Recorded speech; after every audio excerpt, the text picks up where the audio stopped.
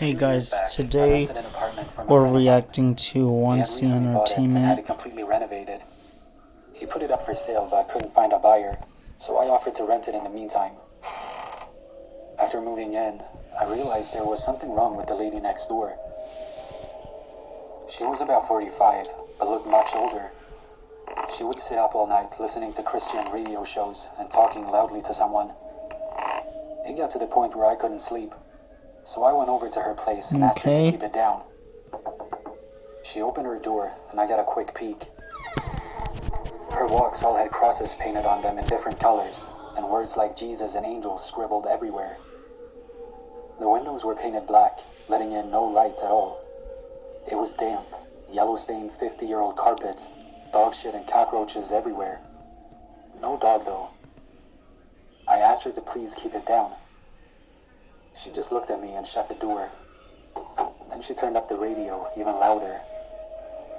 The next day I had my girlfriend staying over.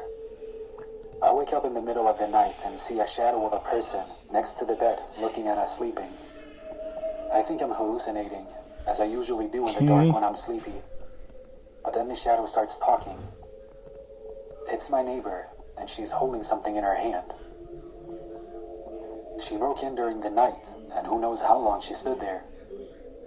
You should lock your door at night. She says and walks out. The next morning, I hear someone making strange noises below my bedroom window. It's my neighbor, talking to herself in tongue. She has a plastic bag in her hand, with her rotting dead dog inside. It's hot as hell outside, and I can smell death from the bag. At this point, I'm scared shitless. She's obviously very insane. I go upstairs and knock on another person's door and ask what the hell is going on. The guy is as scared as me. Apparently she broke into his apartment one evening as well, while he was watching TV with his kids. He got up from the couch to get a snack, only to find her behind the couch staring at him, holding a power drill. At this stage, I'm basically shitting myself. I call the cops, and they know all about her. Apparently she's a violent schizophrenic, and she hasn't taken her meds, but they can't force her or enter her apartment without permission because she owns it. The only thing they can do is get her when she goes outside. I sit up for the next 2 days, waiting for her to run out of cigarettes. When I hear her leave at 2 a.m. to go across the road to the 7-Eleven, I call the cops. They have 3 cars and a special van over in less than 2 minutes. They restrain her and throw her in the van and drive off to some institution. And in less than a minute, it's like she was never there. I never see her again, Okay. but I still have nightmares about her looking at me in my sleep.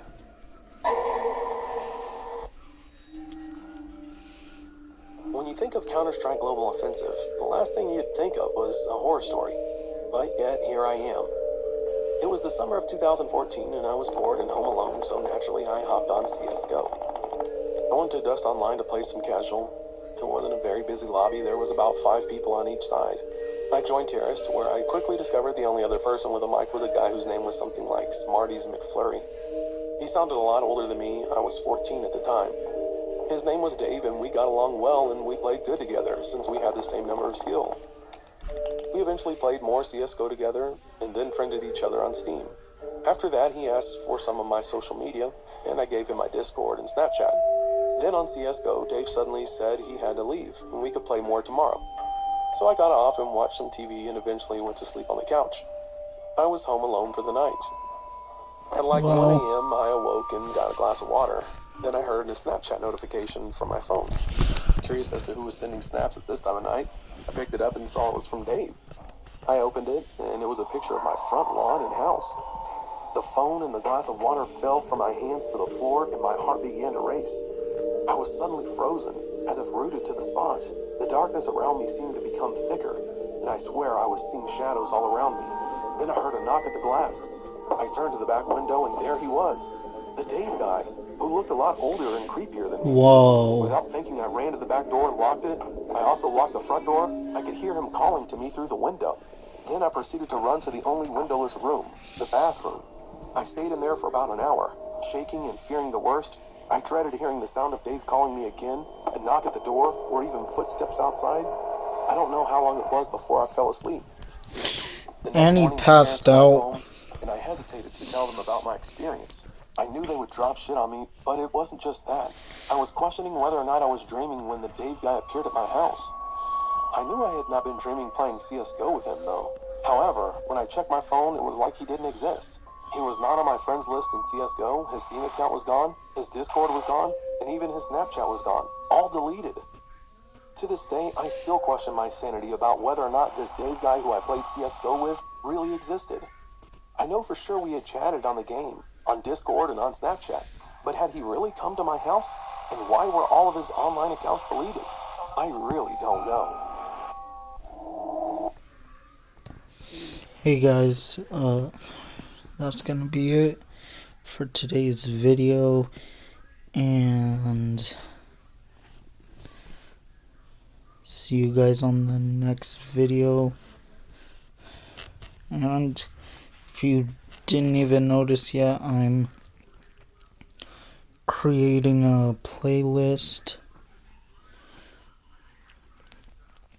for my videos from All of Us Are Dead hobbies that I played. So if you guys are watching this, the playlist would have already been made.